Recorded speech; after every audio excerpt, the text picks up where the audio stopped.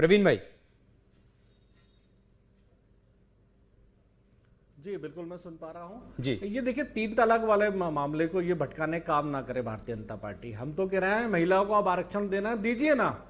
अभी मेरी बहन जिस ओबीसी महिलाओं को आरक्षण की बात कर रही थी, बताओ कि 74वां संविधान संशोधन जो हुआ था उसके अंदर 33% जो आरक्षण दिया गया था, उसका एक जीवंत उदाहरण है कि भोपाल राजधानी में जो महापौर है वो ओबीसी वर्ग से आती है और आज वो भारतीय जनता पार्टी की है, तो उसका लाभ उनको मिला है ना। हम यही चाहते हैं कि पूरे देश में महिलाओं को आरक्षण का लाभ मिले। 33 या 50 दीजिए, स्वागत करते हैं हम आपका, लेकिन जो मंशा आपकी है वो आप क्लियर करिए। नहीं, आप समझे नहीं प्रवीण भाई। इसके अंदर मैं कह रहा हूं कि अगर वो पिछड़ा वर्ग को 1 सेकेंड, अगर मान लीजिए, प्रवीण भाई सुन लीजिए, क्लियर होने दीजिए इस बात को।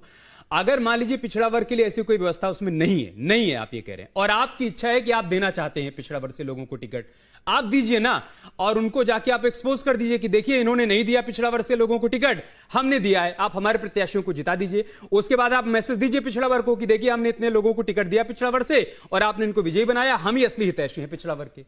तो आपके पास तो ये मौका है क्रेडिट लेने का। बिल्कुल निश्चित रूप से कांग्रेस उनको अधिकार देगी, उनको टिकट देगी और उनको लोकसभा, संसद, विधानसभा हर जगह पहुंचाने का हम काम करेंगे। पूर्व में भी करते रहे हैं। आज जो पूरे देश के अंदर 14 लाख पार्षद और पंचायत के अंदर जो महिलाएं जीत के आई हैं वो कांग्रेस की देन है, ये भारतीय जनता पार्टी की देन नहीं है। और कांग्रेस तो लगातार महिलाओं के आरक्षण के लगातार, हमने राज्यसभा में भी इस बात को रखा था, चूंकि राजनीतिक सहमति नहीं बन पाई थी तो लोकसभा में बिल पास नहीं हो पाया।